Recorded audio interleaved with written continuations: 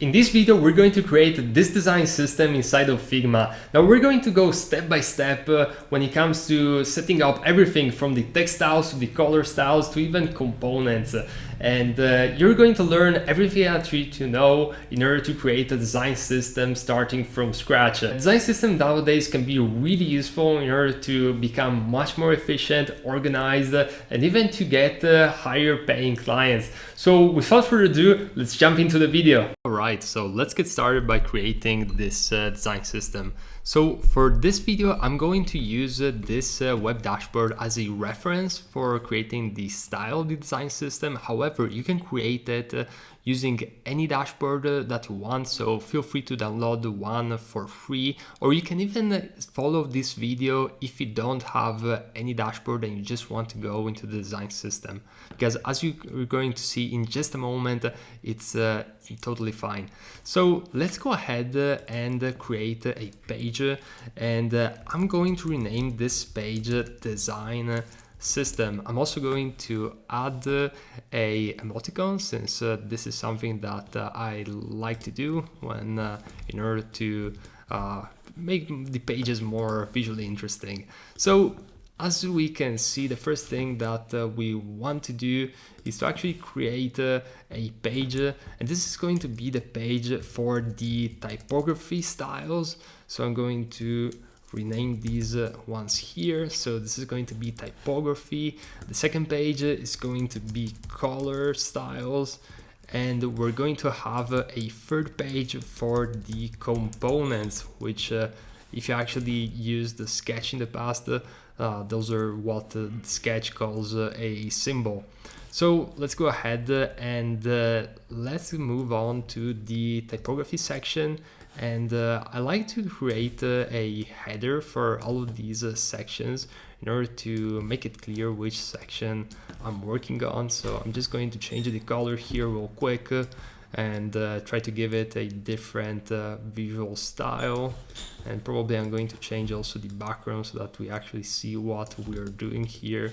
And all of these settings, you know, you can do them in any way that you want, pretty much.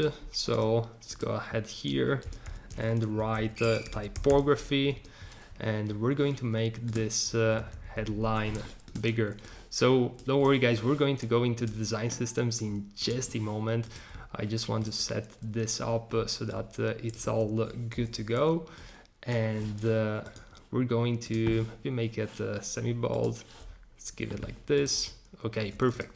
So the very first thing that we want to address when it comes to the typography styles, it's the headings and the subheadings. And by the way guys, I'm going to turn on the keyboard viewer so that you can essentially see all of the keyboard actions which I'm doing. So let's go ahead here and start typing heading 1. And we're going to usually have 6 headings. So if you're already familiar with CSS and basic HTML, you know that in every website you pretty much have to set up the headings, and we have these 6 types of default headings. So we're going to actually go ahead here, and we're going to make this one. This is way too big, so maybe let's give it a value of 30 overall. The heading 1, it's going to be 60. The heading 2 is going to be 50. This one is going to be 40. This one is going to be 20. And let's make this one also 20, but with a different style. Actually, let's bring this one up to 25. Make this one around 16, and we're just going to create a different style for each and every one of these heading elements. So the way I usually would work around this is I would create the very first screen in a project, and I will literally bring that screen on the very left, and I would try to create to actually use the same screen styles and fonts which I used on that screen here in the design system. So basically what the design system is a way to create a uniform and one unique source of truth when it comes to setting up the visual styles and all of these options right here. So in this case, I'm just going to go here, and I saw that I have a 61. Let's just round up the numbers since it's way easier. I have a 61 when it comes to these top heading ones. So I'm just going to go here and mimic it and use 61. Then I'm going to use this one. Let's pretend that this one is a H4 for some reason. I'm going to go here and use the same value, 27. And you want to essentially like mimic all of these settings which you used. And again, guys, since this is not a client's project, I won't go like too much in depth when it comes to like making everything like exactly right, because then this video is going to be much longer. But I want you to get the main concept so that you can apply it very easily in your client work. So this would be the headings. Let's just pretend that the heading 6, for example, is a all caps, and let's add some letter spacing in this one, so we can get those nice different types of headings. Actually, let me do one thing, and I'm going to copy the style in the heading 6 to the heading 5, and the heading 5 is going to be just a touch bigger, and the heading 6 is going to have this other gray color. So essentially we can have some visual differentiation here. And all right, so let's go ahead. Let's just clean this one up a little bit. And I think we're in a good position when it comes to the headings. Now what I'm going to do is I'm going to copy the paragraphs, which I assume are these ones here. Now, when it comes to the paragraphs, we have 3 versions, or actually 2 versions, the bold version and the regular version.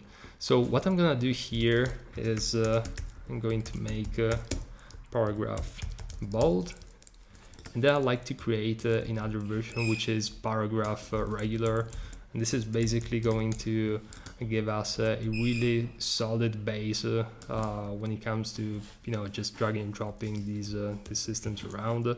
So I'm going to go over here and create the paragraph regular, and I think that we're in line when it comes to the font size. So this is 17, these are also 17, so yeah, that's perfect. So this instead are going to be hyperlinks. So let's create a third one here, which is going to be a hyperlink. So a hyperlink is going to have this color. So I selected the text and now I'm going to use the shortcut in order to grab the color. And I think this is semi-bold. Yep. So this one is semi-bold as well. So we're good with that. And I think overall we have covered pretty much everything. Of course, if you're working on a real client project, you're most likely going to have more textiles. But I think that once you set up at the beginning the H1s to the H6, the paragraphs, the hyperlinks, maybe you want to have also some citations text or block quotes, and you should be pretty much good to go. So what I'm gonna do here is I'm going to start syncing up these styles together with the actual design system. So the way you do it is you go over here in Textiles, and once you click on this option here, you can see that you don't have any textile at the moment. So what we want to do is to create a new style, and I'm simply going to rename it heading 1, and I'm going to do pretty much the same for all the other ones. So let's go over here, click on plus, heading 2, same for this one, click on plus, heading 3. You basically want to go over all of the textiles in this way. So you can create the different textiles which are going to be synced up to your design system. So heading 6, we have the paragraph bold. And when it comes to the paragraph and having bold text or regular text in the design system, it's totally up to you. Some people just like to have the regular paragraph and then they can bold the text. That's totally something which is totally fine, so feel free to do it however you want. By the way, I'm still using habits which I used from Sketch, where the design system was a little bit different, but for the most part I think we're in the same line. So let's go over here and let's create just a few other variations of this one. The first one is going to be on the right, this one is going to be center. So basically we have a complete overview of all of the typography styles in different alignments.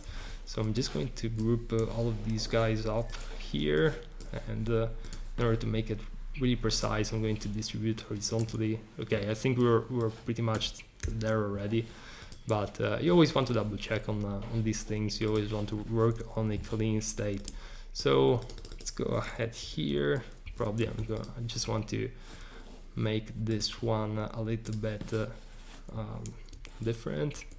So it adds a little bit of visual variety. Okay, that's perfect. Let's go over here, make it light. And for the most part, we are good to go when it comes to the textiles. So if, for example, I create now a new text right here, I can simply select one of these textiles, for example, heading 5, start typing, and I'm going to have the heading 5 selected no matter where I am in the actual design file. So let's move on by creating the color styles now. So one thing that I'm going to do is to simply go over here, copy and then paste this onto the color styles. So I'm going also to rename this and change this one to number 2. So I think we're pretty good when it comes to the basic overview. So let's go ahead and let's create a few rectangles. Now the reason being is that I want to have one rectangle for the main fill color and some other rectangles in order to see maybe like some different styles. Maybe it's going to be like a lower opacity version or a stroke or border inside of the actual rectangle. So that's something that we want to do, and we also want to have I'm also going to grab one of these text heading 6 over here, and we're going to use this as a way to basically show which one is a primary, which one is a secondary color, and so on. So the first thing that I'm going to do is just grab one of these guys, bring it up here, and I'm going to essentially select this color, and I'm going to use Alt Command plus C in order to copy this style, and I'm going to paste it right here. Now I like these boxes to be a little bit rounded, so just look better, and probably I'm going to use a version of this color as well. So I'm going to use Command C and Command V, and I'm going to make this one 10% opacity, simply because we want to have one of these elements for elements like this one. And I'm also going to grab this guy right here, which is just the border version. So I think that's pretty cool. I'm going to select this one too, and maybe create a version with a bigger stroke. So I think we're pretty set when it comes to the primary colors. This is a 13 of roundedness, so I'm just going to use the same number over here, and oops, I'm going to select all of these guys and duplicate them, and I'm going to do that a few more times, just so that we can have some more colors in the design system. So let's go ahead and bring this one a little bit down, rename this one to secondary and tertiary, and we're going to also use some colors for success states. And actually, let's move the success above, and let's create an error state. And we're also going to use a drop shadow in the color styles. I know that it's not exactly a color, but I like to have the drop shadows in the color styles simply because it's easy to spot. So let's go ahead and let's bring this one down just a little bit, and we're going to rename this to drop shadow. All right, so we're in business. Now we just need to figure out which other colors we're going to use. So let's go ahead here and maybe let's create a yellow tint. So I think this looks nice overall. And I'm going to use the same tint over here for these for the stroke. And all right, that's looks pretty good. I'm also going to have a success state, which is going to be a color around these lines. I think it's looking good.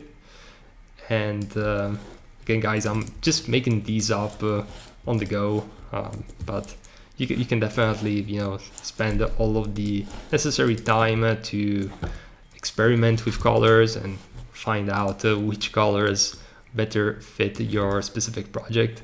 So all right, let's create the error state over here, and let's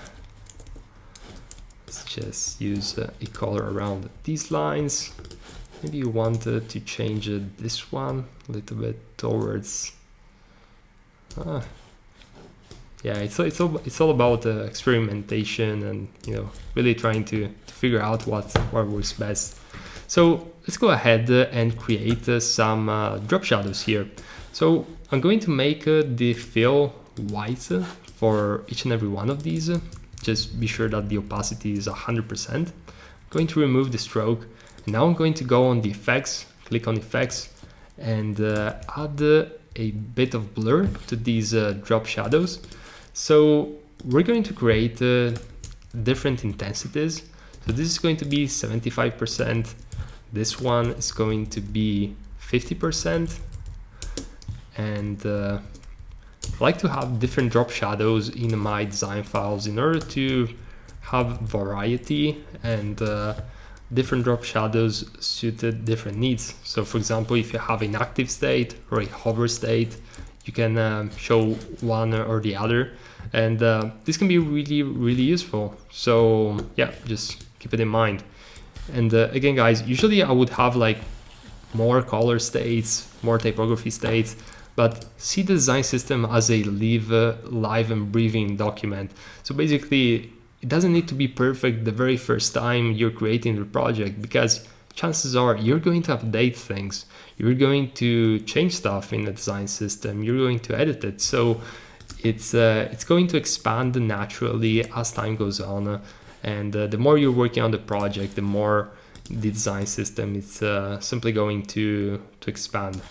So let's go ahead and let's bring these colors inside of the actual design system. Let's get started with the color styles. So a quick note when it comes to the color styles, the outlines will not work at this very moment. So we're just going to actually create the color styles based on the actual colors. We're also going to dismiss the drop shadow for now. So this is going to be a reference for us, but we're not going to include it directly into the design system. However, we can include all of the drop shadows and all of the outline strokes in the components which we're going to use in the design system. So we can still leverage it quite extensively. So let's go ahead here, and in order to create the very first color style, simply have to go here, and I already created the first one, which as you can see, I'm just going to remove from here, or actually unlink. So let's do one thing. I'm going to go over here. write purple and then fill, and let's do this, and I'm going to write purple again. This one we're going to call it light.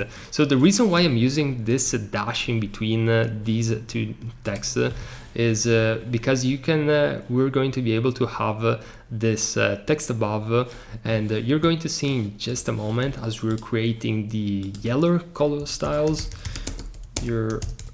it's going to be really useful. So let's go ahead here, let's create this one as well, light, and oops, for some reason I forgot to add the last letter, yellow light. And as you can see, we're literally having the names on top. Here purple, here is yellow, and this is really going to help us when you have like complex design systems.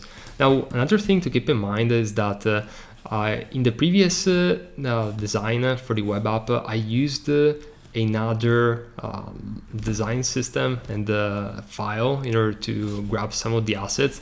And basically what Sketch did is it created a link between that file and this current one. So basically I'm seeing these styles right here, but and the cool thing is that it's divided with this divider line, so it's still well organized, and you won't be able to confuse it. But if you want, you can always unlink the previous design file. So this is how it looks like once it's linked to an external file. So let's go ahead and let's create also this one, and this is going to be green fill, and this one is going to be green light. And ideally you want not to have like an opacity, but directly the color applied which you want to use. So again guys, we're just creating this design system up, but it's not going to be for a real client project, so we can be a little bit looser when it comes to these kind of details. But if you're working on an actual client project, you want to take the time to set all of this correctly and have every single detail perfect. So yeah, that's pretty much it when it comes to the color styles. Now let's go and copy this first this top header, and we're going to talk about components, which is a very exciting part of any design system. So components, if you're already familiar with Sketch, those are what Figma is referring to as what Sketch is referring to as symbol.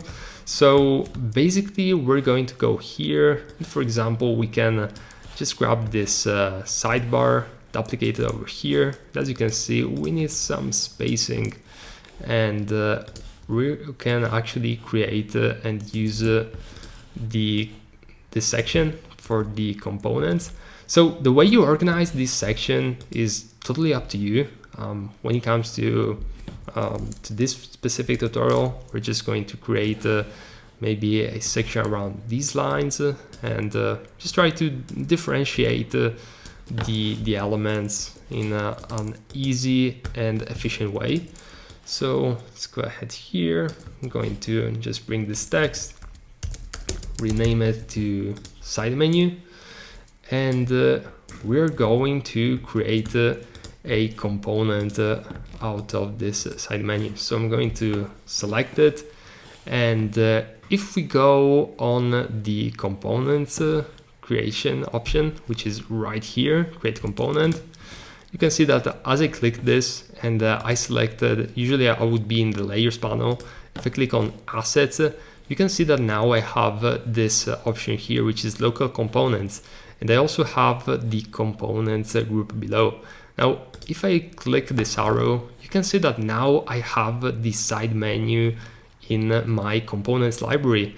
And the coolest thing about it is that, for example, I can go in another page. I can just move around in my design file, go to assets again, components, and I can literally drag and drop the component inside my canvas. So this is really useful, especially if you're working with a document with hundreds and hundreds of screens, as I did many times in the past.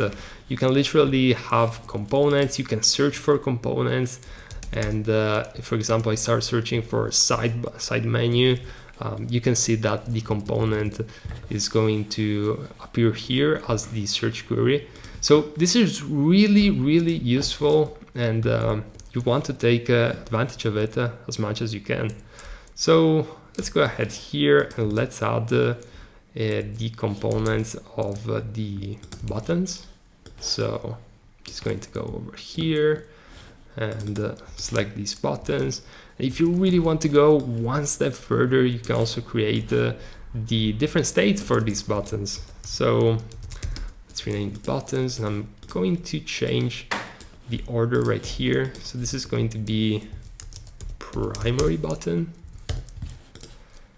and the second one is going to be our secondary button. Let me group this one up.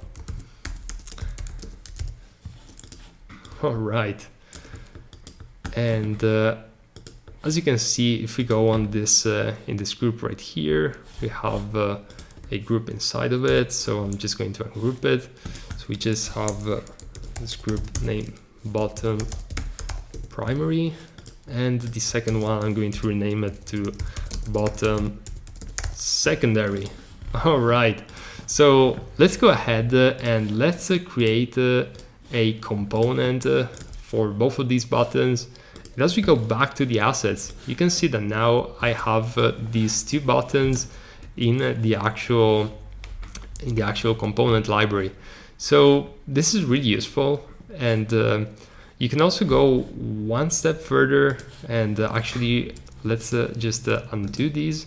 So I'm going to just do remove from library.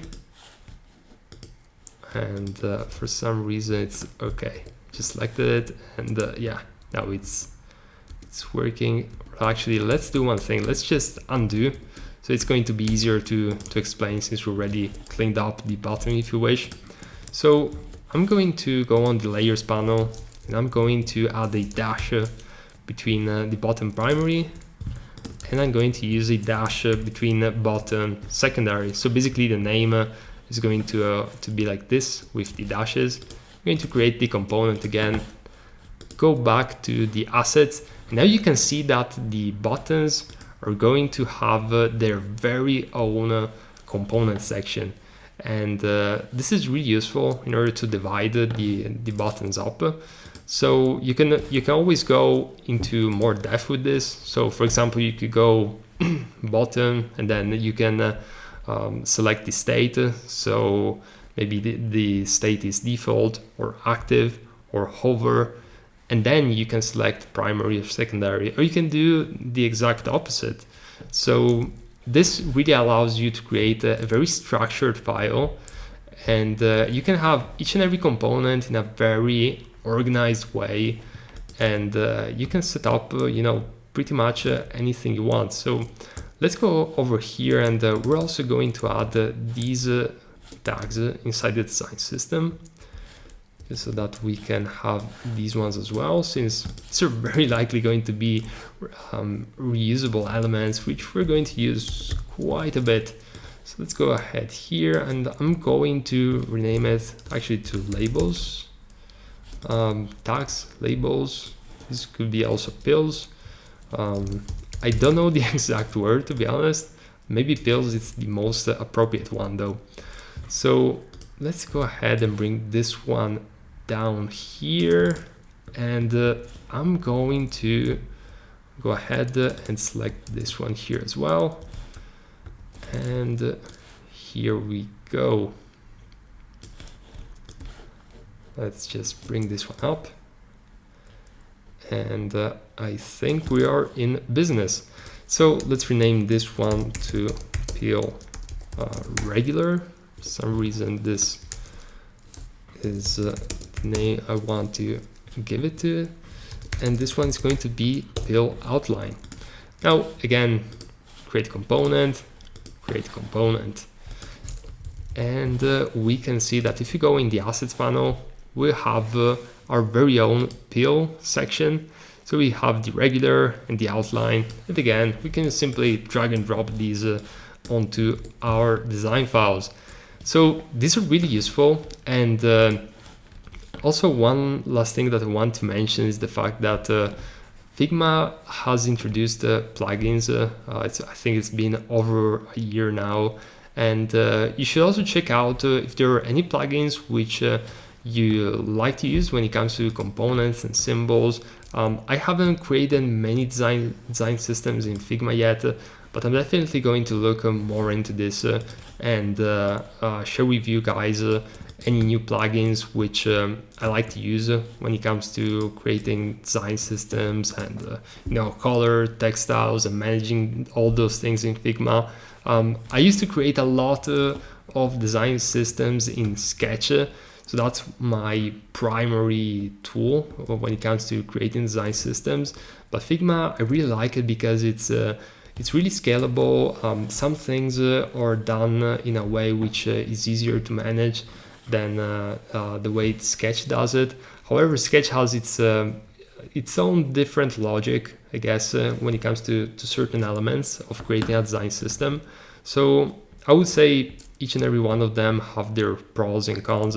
But generally speaking, when it comes to creating design systems, these are really things which can help you scale your business, and especially for certain type of projects, especially when you're working with corporate or enterprise clients, design systems can really help because most likely you're going to work on projects with a lot of screens, and these are going to be projects where a lot of screens are going to be needed, but especially as you're working on the project, maybe you want to do a change to the main call to action buttons, and a design system basically allows you to change these elements in a very fast and efficient way. So my recommendation is if you're just working on a project, on a one-off project where you just need, for example, to create a quick website landing page, and that's pretty much it. I wouldn't go like above and beyond when it comes to creating the design system. However, if you're working, for example, with a client which is starting to create its own startup and web app from scratch, and you're likely going to need many screens, I would definitely encourage you to consider having a design system, at least a basic one, because design systems, the reality is they can get as complex as you want. So for example, this is a very simple design system, but it can get much more granular and much more complicated than this. So it really depends on what you're looking for that specific project. And the more you're working on design systems, the more you're going to sense how complex and how simple you want the design system to be, and based on the needs of the specific client and design project. So I really hope you enjoyed this small tutorial on the design systems. And if you're interested in learning more about Figma, I'm creating some courses, so feel free to check out, not in the description, but in the comments, because usually that's where I would post the courses. I haven't finished the course yet, but likely by the time that this video is recorded, the course is going to be done. So feel free to check out. And by the way, on my YouTube channel, I have over 300 videos on how to use on tutorials on Sketch, on Figma, and UI UX design in general, because I've been doing this for many years. I've been a freelance UI UX designer, working 100% remotely for the past 6 years, but I have experience even before that. I used to go, I used to live in London for several years, working and studied there at university. And yeah, that's pretty much it for this video, guys. Don't want to ramble too much, and I hope this brought value to you.